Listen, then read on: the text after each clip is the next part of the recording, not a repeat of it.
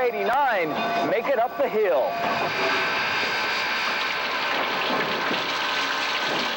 The steam locomotive that actually, we feel, comes alive when you build a fire in it, and it actually breathes. As you can see, it's got pressure going in and out, and it's almost like being human. Besides using water, 7.5 tons of coal will burn on this trip, and for the real firemen, that means a lot of work.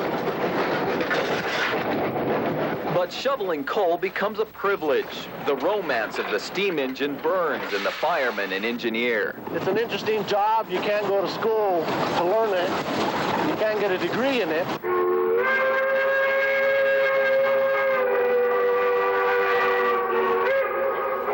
The locomotive catches its breath after reaching 10,000 feet. It's all downhill after that for the train carrying dreams of a time gone by.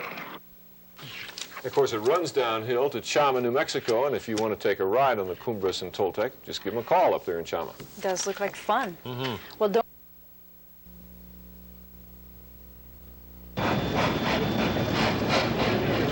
Going around Windy Point, the snow is as high as this car is, and it's about that far outside the windows. I would really recommend you don't stick your head out the windows going around Windy Point, or you won't have a head much longer. So. No one actually lost their head today, but each passenger did part with more than $100 for a seat and to watch snow removed from the tracks of the Cumbres and Toltec Railroad. More than 200 filled the train beyond capacity. We've taken the trip in the springtime, we've taken the trip in the fall, and now we have the tail end of winter. Beautiful. And here's what they came to see, a rotary. The only one like it still working in the whole world. The rotary is like no ordinary snowblower. Powered by its own steam engine, it tosses tons of snow with little effort. Only rocks on the tracks will stop it. Hundreds of railroad buffs who didn't ride the train drove their cars to the top of Cumbres Pass to get a look. It makes your heart race and it gives you a head rush. It blows snow about a mile high. It seems that way, at least. The Friends of the Cumbres and Toltec Scenic Railroad sponsored today's ride. When members like Roger Breeding aren't sightseeing, he's the one on the right side of the caboose, they work with paid employees of the railroad to maintain the historic narrow gauge. We have a lot of young people who are interested in the railroad now, and I see lots of people coming along with an interest too. So I don't think we'll run out of people who love the railroads, enjoy hearing the sound of the steam engine and the clack of the wheels on the track, and the more relaxed pace of things as you wind through the pines and the aspen here. Today's snow removal paves the way for summer tourist season. The public can come aboard starting Memorial Day. Jeffrey Fry, Newsview 22.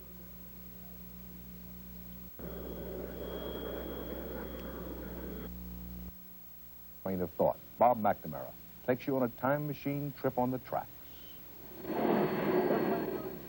Once you see a steam locomotive, once you feel one, it's something you never really get over. It just sits there and talks to itself, quietly, with one eye. The Cumbres and Toltec Scenic Railway. You're basically dealing with a time machine, because as soon as this starts, it's not 1991 anymore, it's 1934. For 20 years now, in the Colorado and New Mexico Rockies, tourists have ridden rails that miners their gold and the mail rode a century ago. It's a step back in time as much as anything, isn't it? Though the sights and the smells of coal smoke are like being swaddled in a time capsule, something else the other day made the air even rarer. It was a roaring relic of the 20s, a seldom used, almost one-of-a-kind steam-powered snowblower. You can almost feel the stresses and the strains in every piece of steel as it goes around. Aboard it, the plow's like riding an earthquake. But to those who saw it chew a path up a canyon wall and cut through a winter avalanche, thrills are made of this. And that plume coming out of there, it's just spectacular. It's one of those beautiful things, especially on a sunny day. You know, this is a hallmark of a time when we thought there were no limits to what we could do. This is about the biggest mob I've ever seen follow a train here. The mob was a collection of rail fans, a cold slaw of characters stricken with limitless lust to picture every railroad rarity. It's like a chase, it's a hunt. You're trying to recreate an image from the past. For Cumbres and Toltec crews to clear the 64 miles of mountain track, it takes days. But for those who saw something reborn for just a few hours, a chance of a lifetime's been lived. In a way, it's a little bit like a bulldog, you know? It's so incredibly ugly that it's beautiful. Bob McNamara, CBS News, Chama, New Mexico. Our train is way behind schedule. I'll see you Monday. Good night.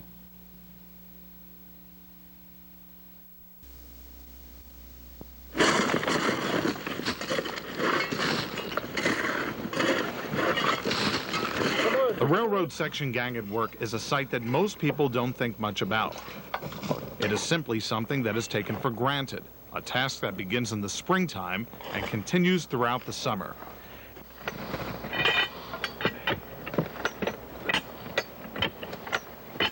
In the mountains of New Mexico and Colorado, the track crews of the Cumbres and Toltec Scenic Railroad spend the summer maintaining the track so summertime tourists can enjoy a safe and enjoyable ride. Still, when the train pulls into Cumbres Pass, Colorado, not many people think much about the track.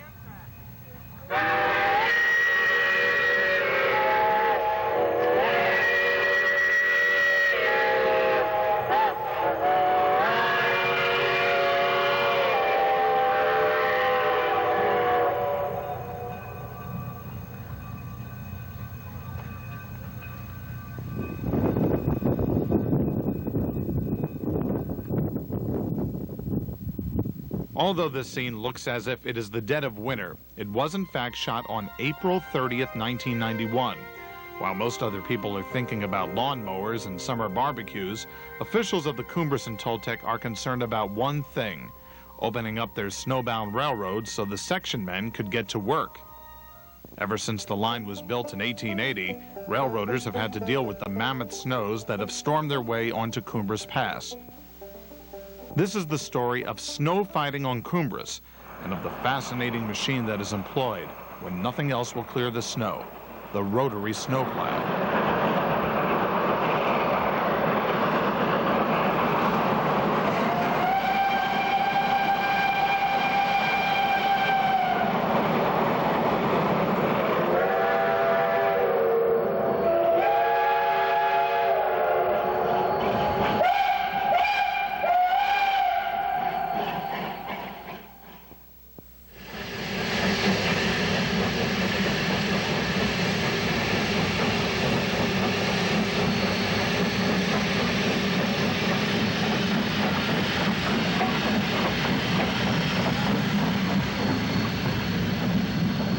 Today's Cumbres and Toltec Scenic Railroad between Chama, New Mexico and Antonito, Colorado is a remnant of the famous Denver and Rio Grande Railroad's once extensive narrow gauge system.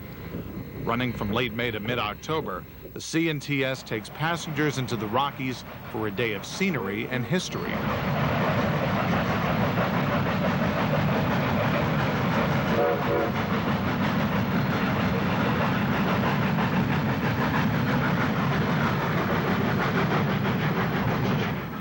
The Cumbres and Toltec is one of the premier restored railroads in the country, as it has changed little from the 1930s.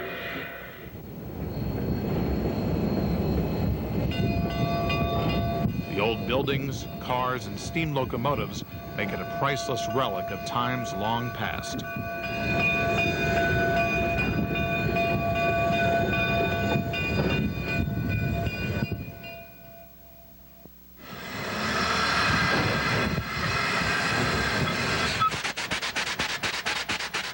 Before the start of the tourist season, crews usually are busy repairing cars and locomotives and making sure that all is in order for the start of operations. About the biggest excitement is when the freshly overhauled locomotives make a short test run a few miles up the line to Lobato.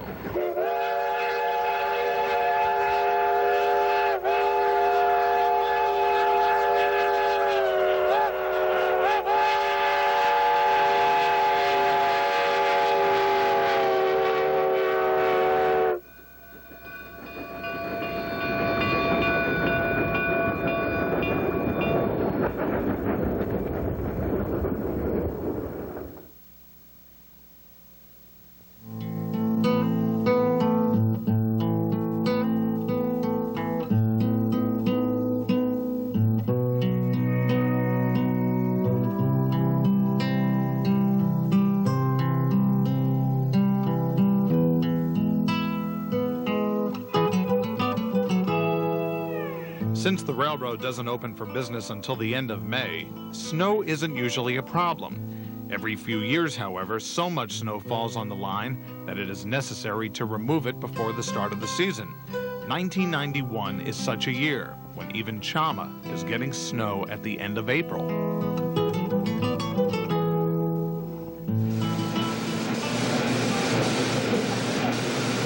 On April 28th, a rather odd-looking machine is in the back shop at Chama, getting a new coat of paint. Rotary snowplow OY is being ready to once again clear the line over Cumbres, a task that it had last performed in 1983.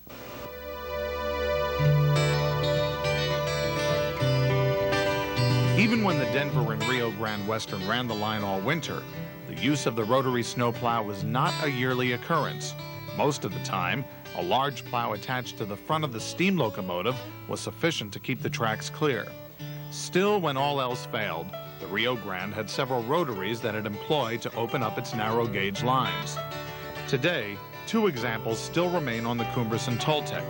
The older rotary, built in 1889 and called the OM, has spent nearly its entire career based in Chama.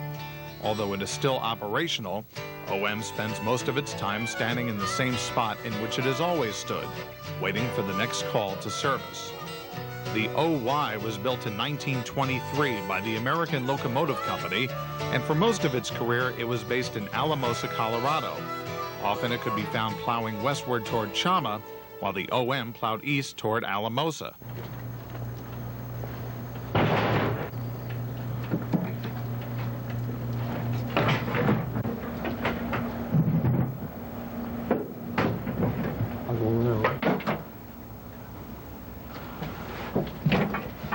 We're in business, I think.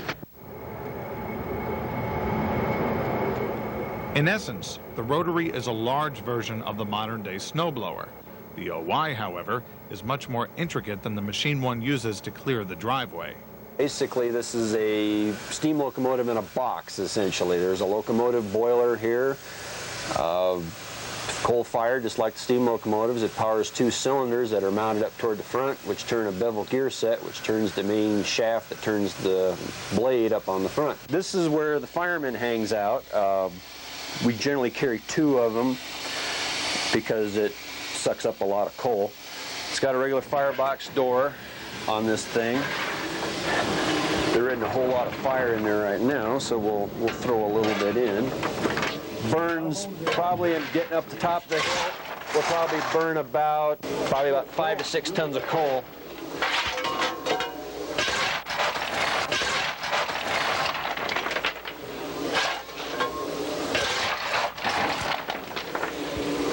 Thing's hard to fire.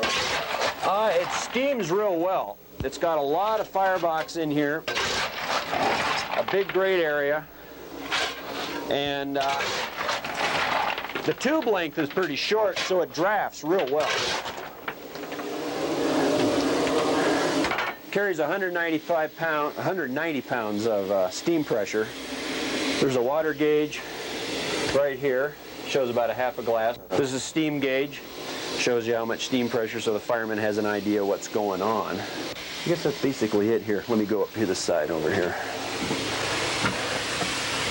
In here, here's another water glass here, in the gauge cocks, and an injector for putting water in. There's two injectors, one on this side, and one on the other side, and one on this side. The one on the other side is hooked up to the rotary's tender itself. This one is hooked up to the water car that's following. So there's two separate water cars. To get up to the top of the hill, we'll probably go through about 10,000 gallons of water, somewhere around there.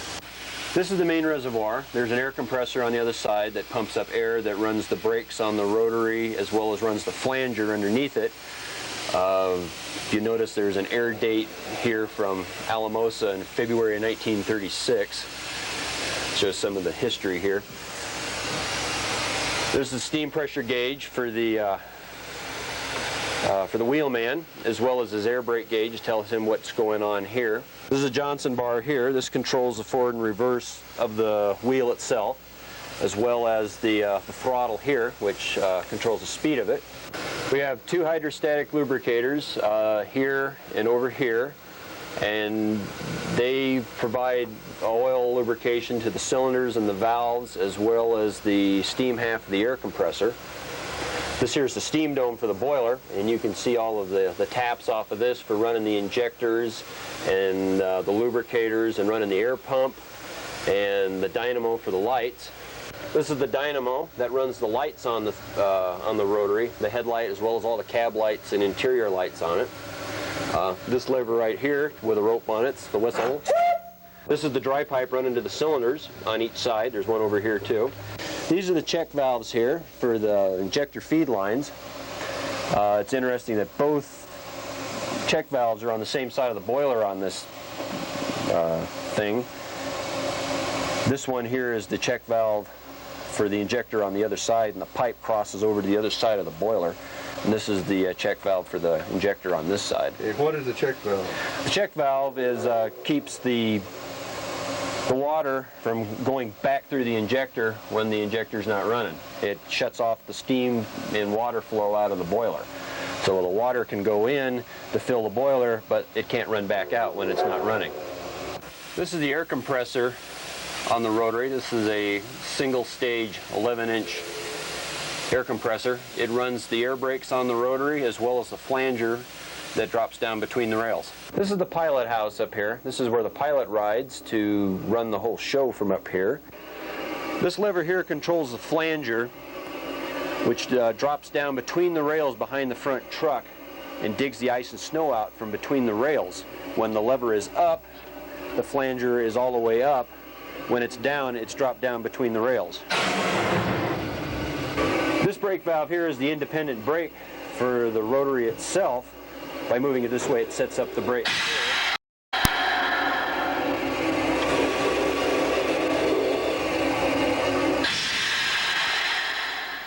This rope here rings a bell that tells the wheelman how to run the blade.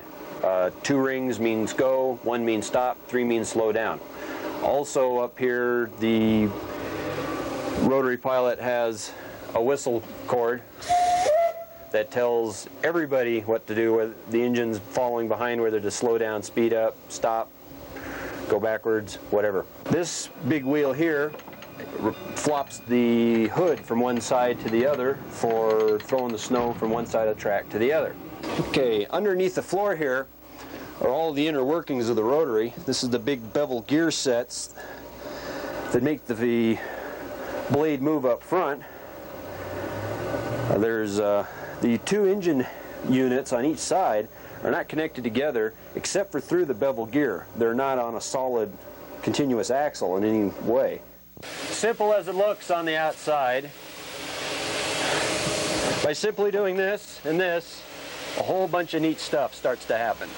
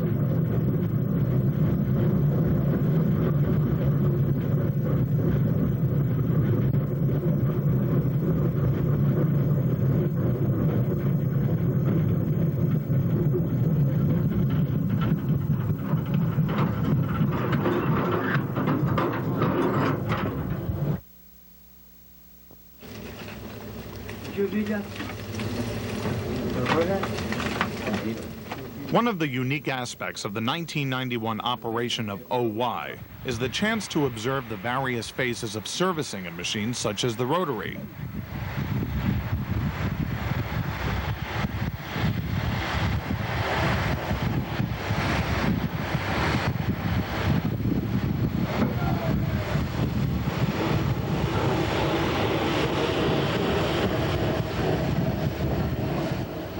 anyone on hand with a camera, there are plenty of opportunities to make images straight out of the past.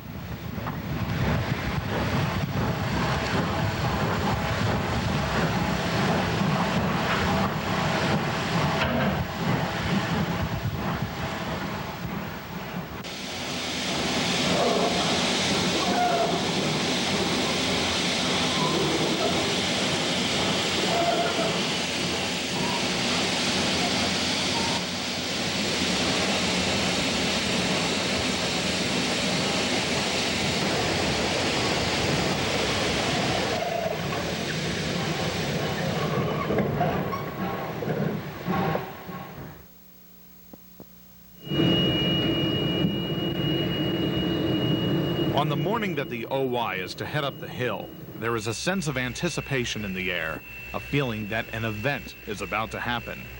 There's the tanks. Yeah, might have derailed See, something. here's the other engine coming up to help us. Yeah. Now, they had a couple of cars there on the way out, I can't remember. There's one you can see. George Kingery and Eldon Morgan were both railroaders on the Rio Grande narrow gauge. They remember what the running of a rotary train was all about.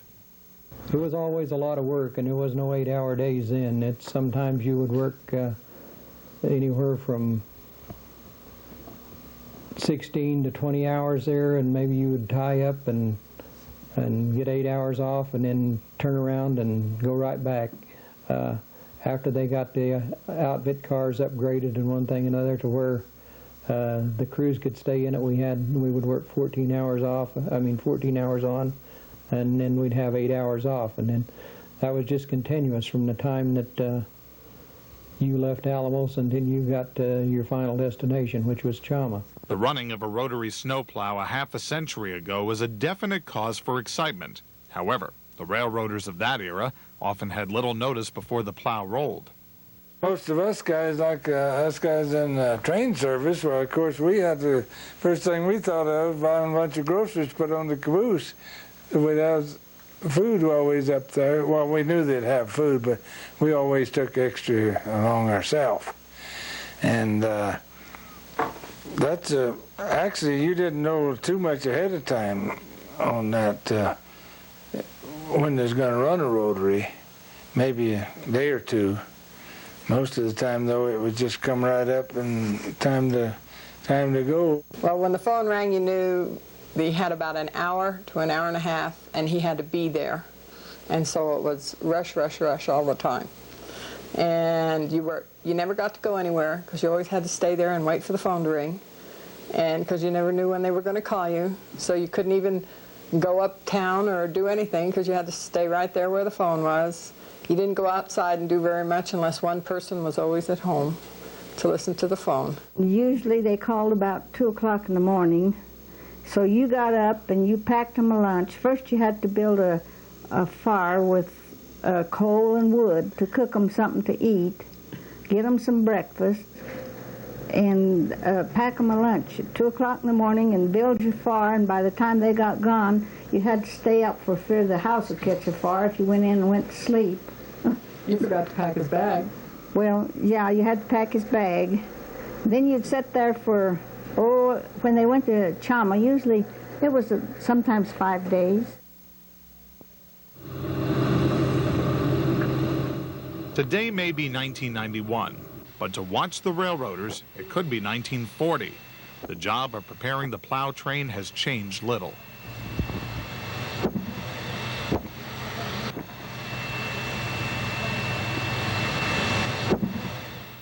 Well, let's crack it on just a little bit and let it kind of warm the stuff up without running it real hard, okay? Did you give me a set on the brake so I can check to see if the brakes work on the big red box car?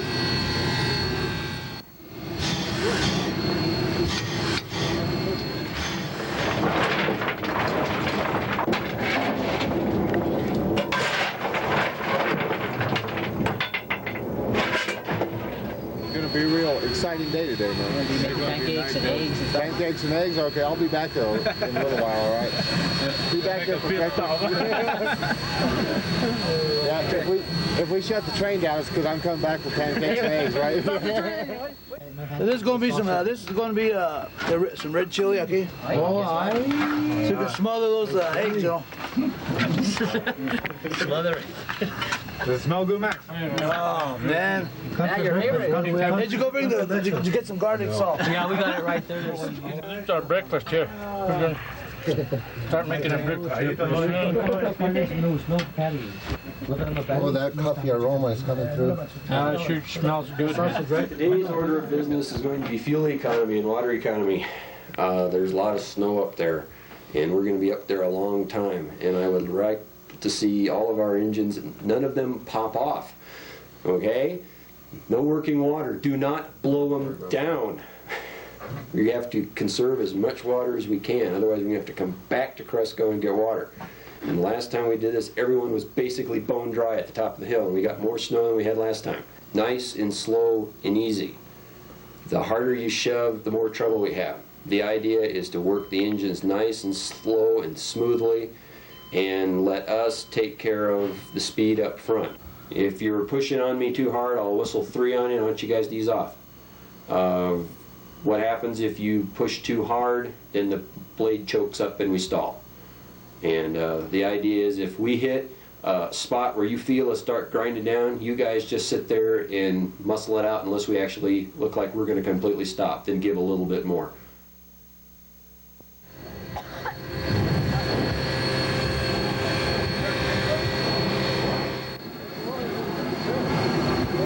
At last, the preparations are finished, and it is time for the ship to sail.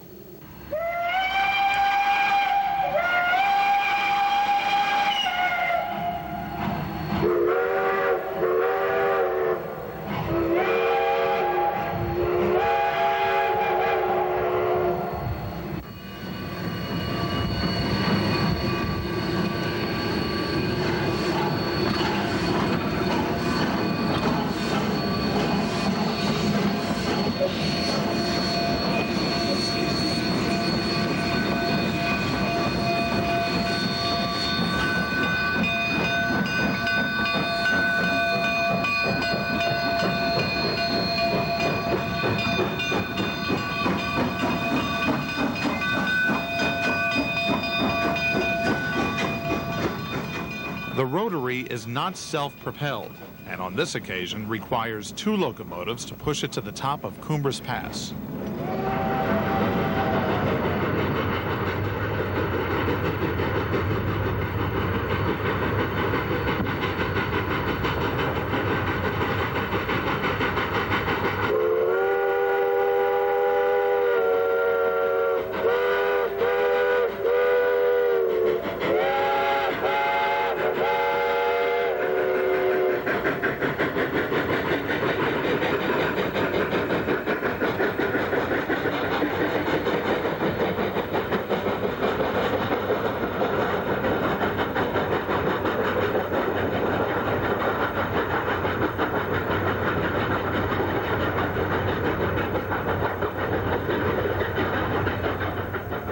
It is hard to believe by looking at this scene taken near Lobato, but only a few miles from here, the OY will actually be plowing snow.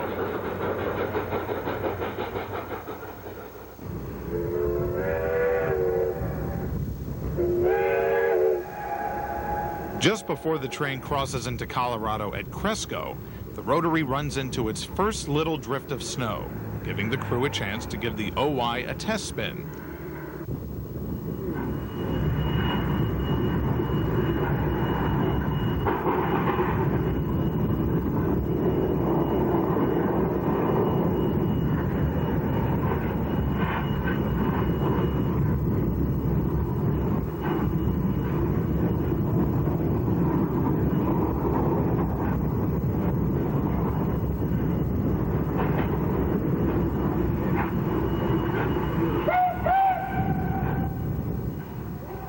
In a couple of miles, the rails will be covered in snow.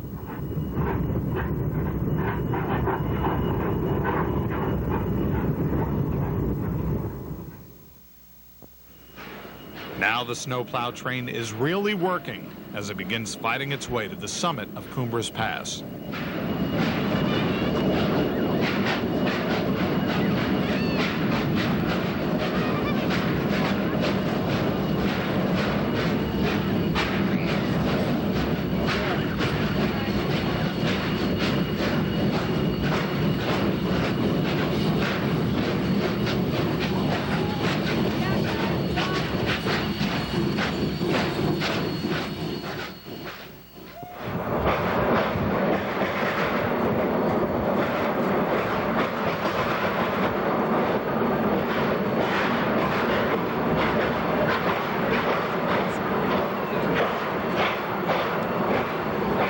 The weather along the Cumbres and Toltec is completely unpredictable.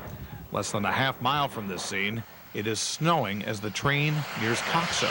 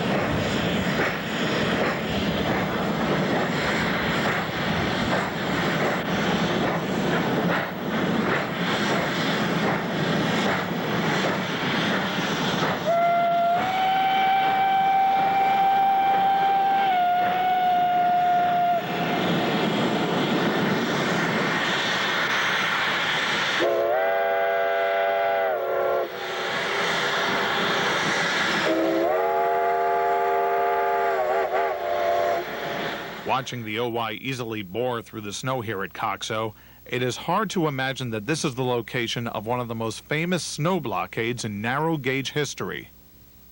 These are aerial photos of the snowbound train in 1957 around Coxo up there. The pictures covers the rescue of the 40 Rio Grande Railroad crewmen at Coxo Siding a mile from the pass summit. Now that's this. And tells the status of 20 other crewmen still marooned on the summit itself.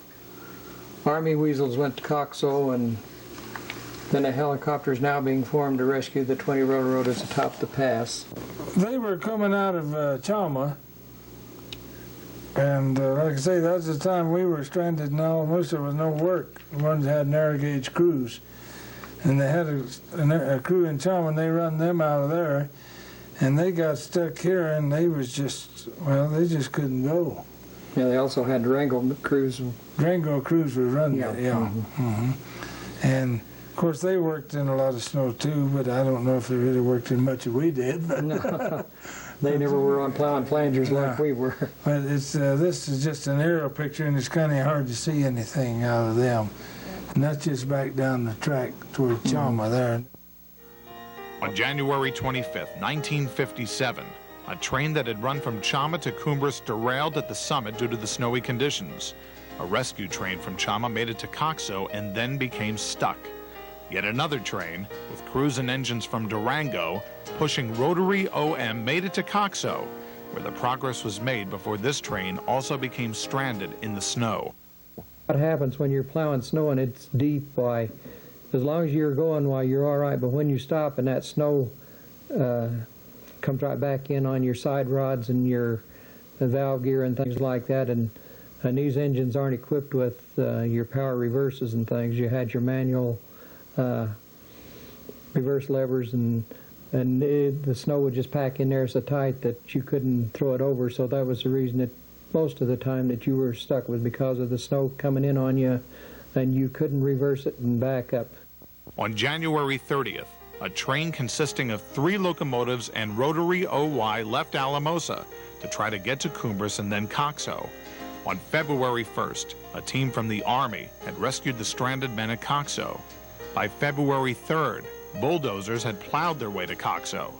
On February 4th, the OY train made it to Coxo and then to Chama. On February 6th, the OY train returned to Alamosa, ending a saga that had begun 11 days earlier. The problems of the past are long gone as OY and train charge up the hill.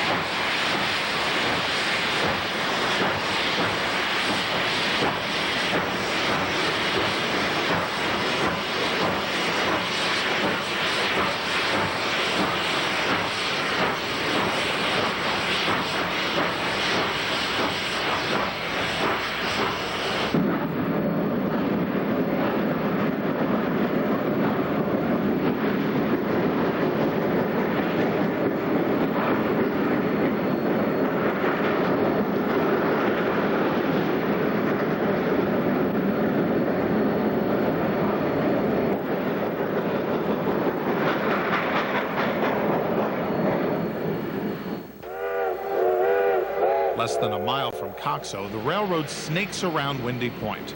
Here, the OY runs into heavy ice-packed drifts.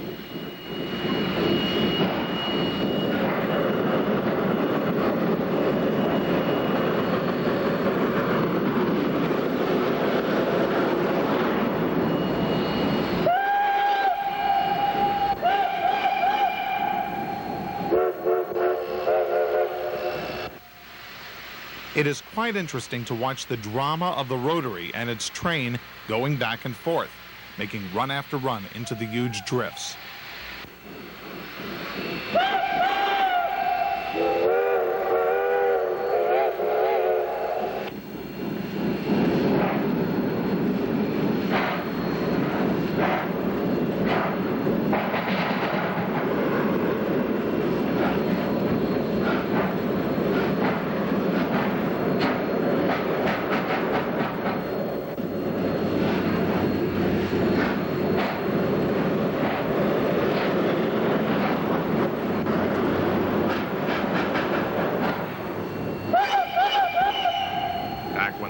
Operated in the dead of winter, entire days would be spent plowing the railroad in just this fashion. Back up and cave it in, and when they got too deep, some places deep, the rotary would plug up and they'd have to back out and let the rotary clear out, and sometimes the section men would be up there caving that place in and then go back in again. Some of those cuts had to hit several times to get through them. We're sitting here in the caboose with the window open, and about so far out on each side is solid snow. And they'd go in, when they'd stop and had to back out, why, they'd reach out and make a mark in the snow. And you may get, next time you might even lose a little. You might gain an inch, you might lose an inch or something before you finally broke through. But we just kind of kept, just for something to do, we'd make a mark out the window in the snow.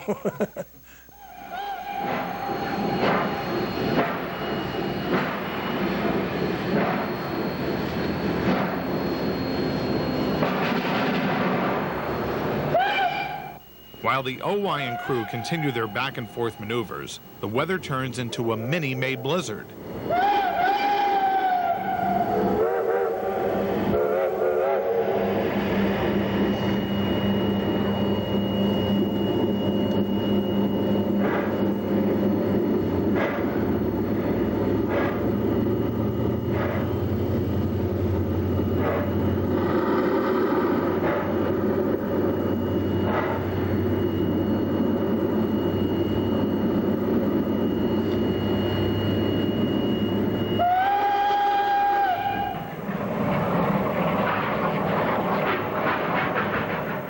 After a hard day's plowing, the train at long last attains the summit at Cumbres Pass.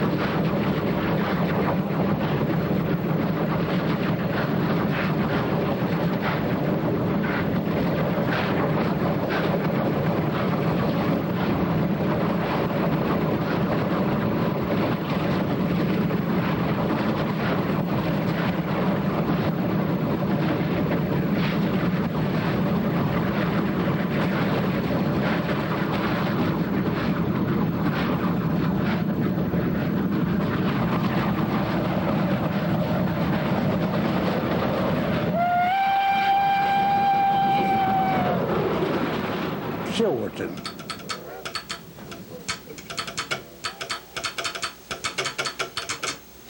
And Cumbres. 3 weeks in snow and no way get out. John Norwood Sr. worked as an agent for many years on the Rio Grande and recalls the heavy snows that he found at Cumbres when he was working there temporarily in 1930. The old agent got sick and had to lay off, and he got away before the storm, and they got a hold of me down at Monero and got me up there on the turnaround.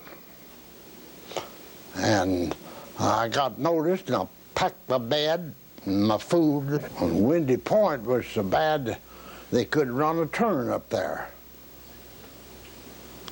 And this side, it was snowed from Sublette to Osier and Toltec, and what they called the water tank was all snowed under. And they had to run the rotary in order to open to get up there after I got up there. And all I done is sat around all day and listened to the telegraph. The dispatcher called me up and asked me how the weather was. And even see out. And he couldn't understand English. He'd call me and I said, yes, it's plumb up over the winter now. And I said, still snowing. That's all I had for about 3 weeks. Just being a car toad up there. We liked to run out of food, but we didn't.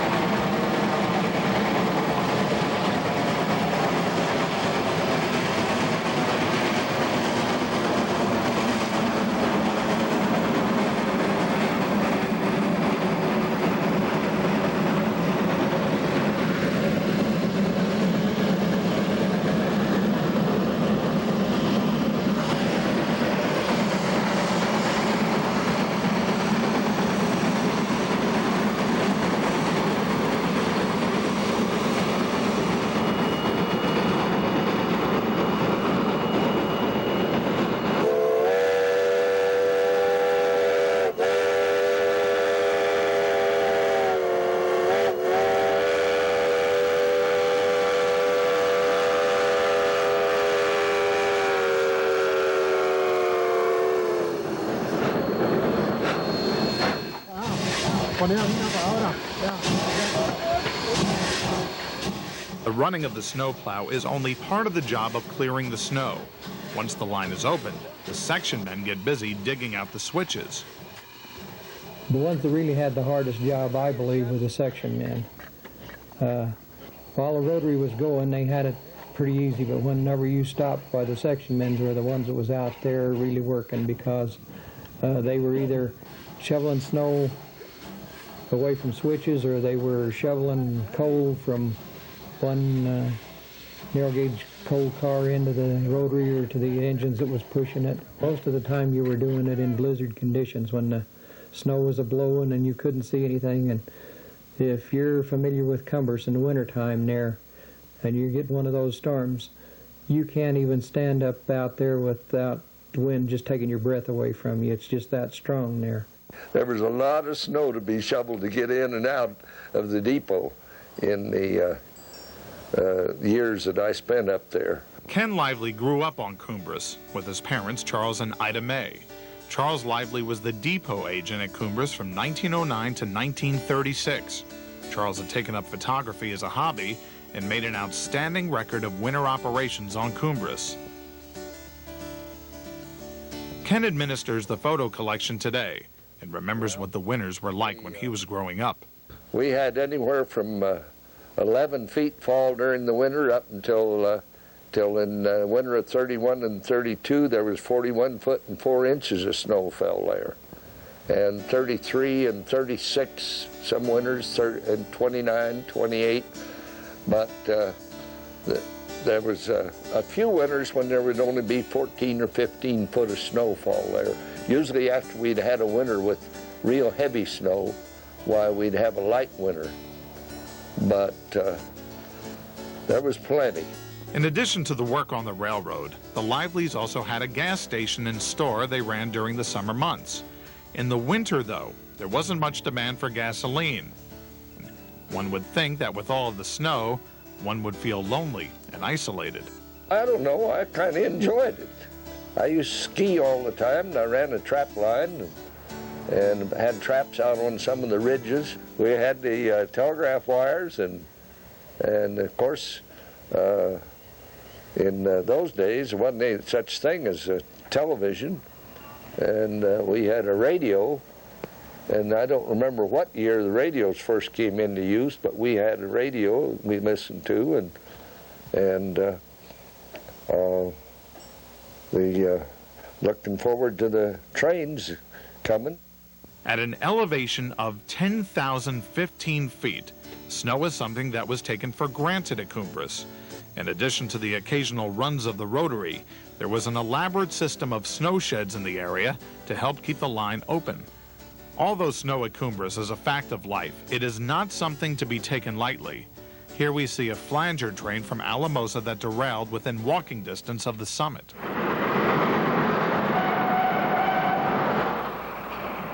Today, we encounter no problems as the OY chews its way through the snow and opens Cumbres for service.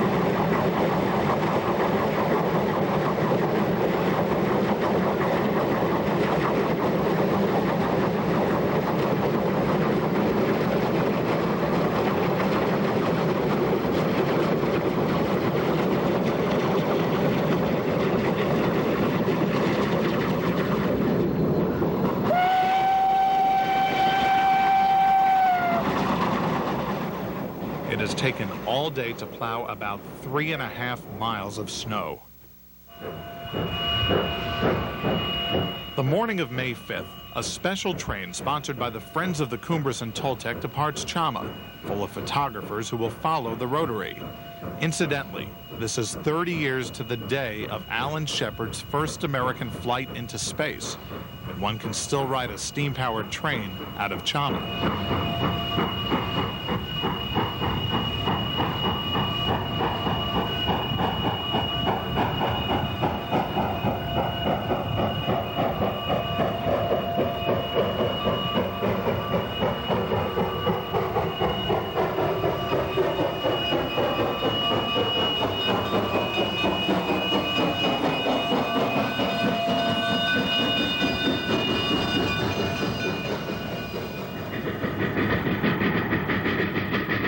Absolutely beautiful day to watch this special train climb the hill.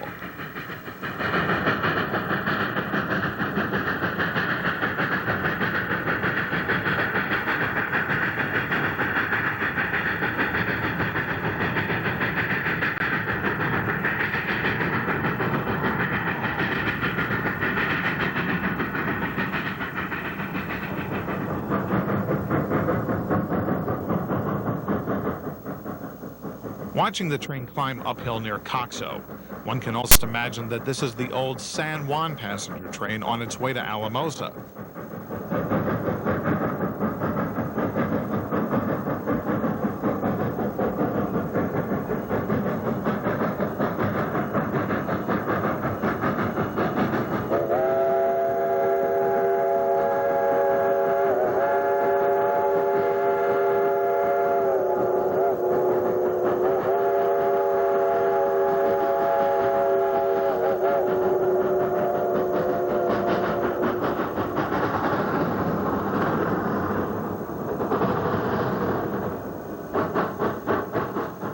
Although the rotary has cleared the line of snow, the train soon stalls on the still icy rails and has to be rescued. Here the work train backs down Windy Point and then helps the passenger train the rest of the way to Cumbres.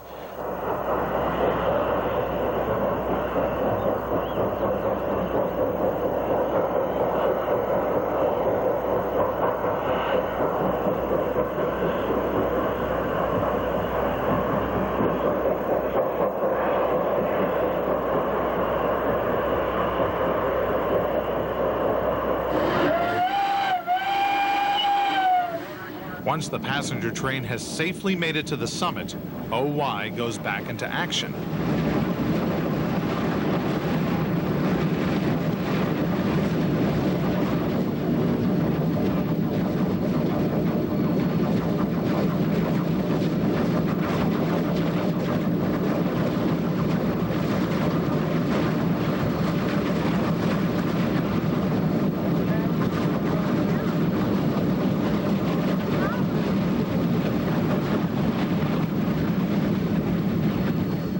The railroaders aboard the OY certainly have their hands full keeping all of this running.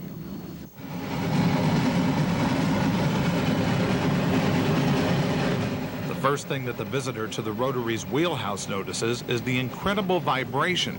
The snowplow does indeed shake its riders.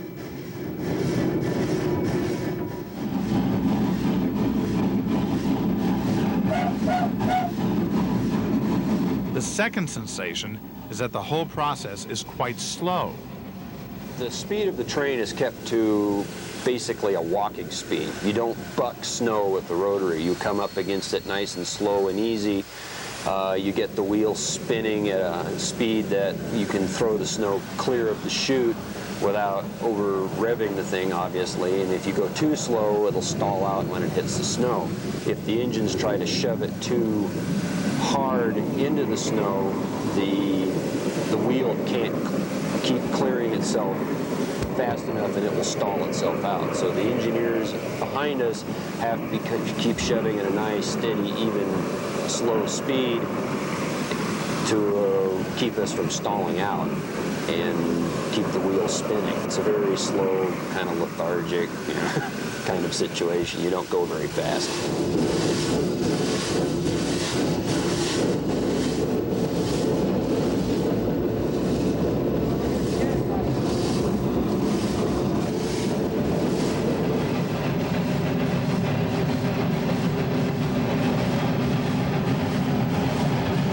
Riding the rotary is like being in the center of a snowstorm. It is the job of the pilot to somehow peer through this blizzard to judge the depth of snow and to verify that there are no obstacles on the track. With all that the pilot has to do, it is nice to have an extra pair of eyes to help out.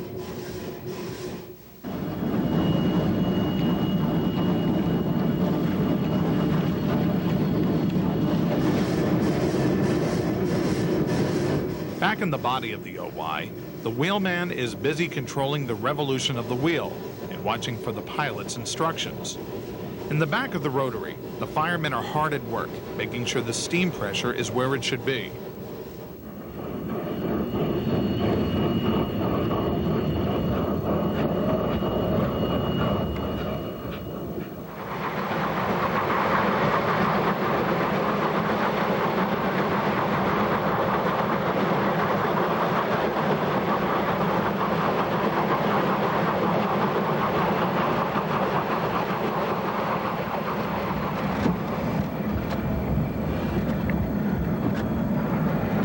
During the entire trip from Cumbres, the work train has been followed by the photographer's extra. After the rotary passes Los Pinos, OY is on its own as it plows on into the mountains.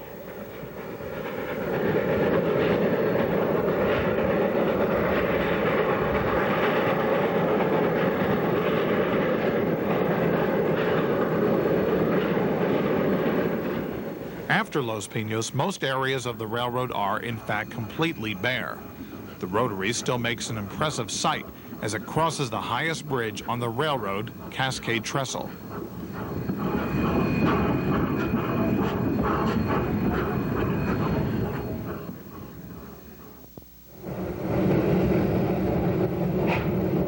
Although most of the line is clear, the train from time to time still runs into some snow.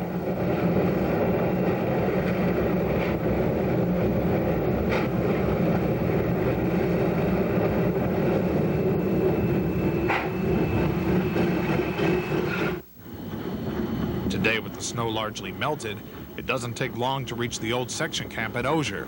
Often, this entire area is covered with snow. Today at Osier, the only thing to be plowed is the mud. Still, the train presses on.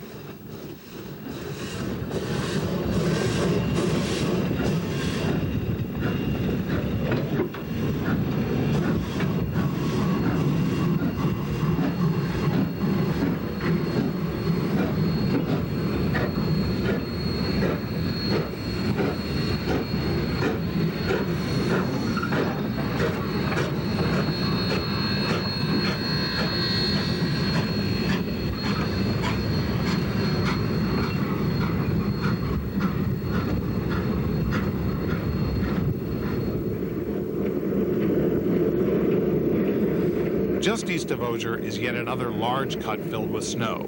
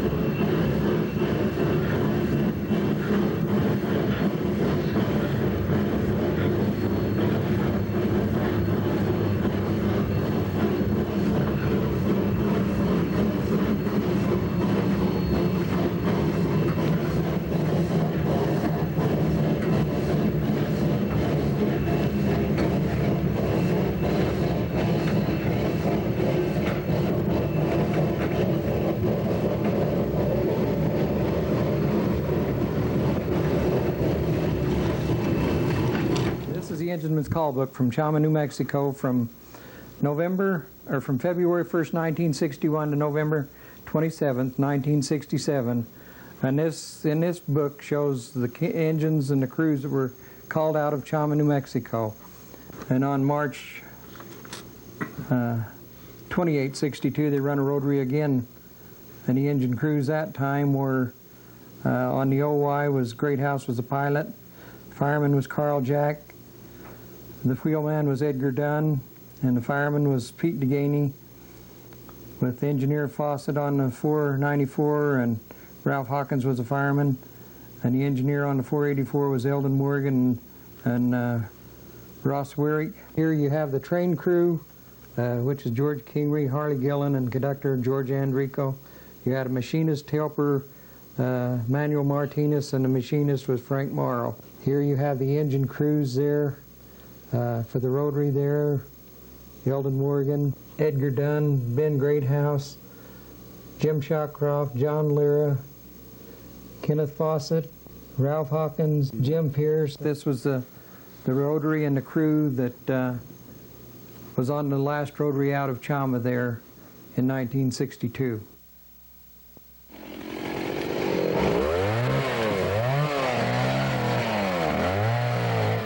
As the work train nears Rock Tunnel, the section gang is hard at work clearing a downed tree. The railroad is open, and the track crews can get to work. Still, as the sun sets in the west, there is one more drift to be plowed.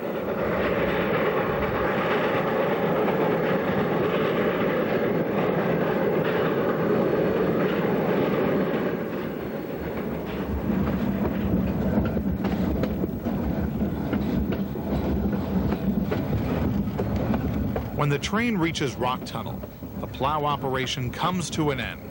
Still, it is remarkable that over 100 years after rotary OM was introduced to this railroad, the OM and the OY are still called upon from time to time to charge out of Chama and open up the Cumbres Toltec Scenic Railroad.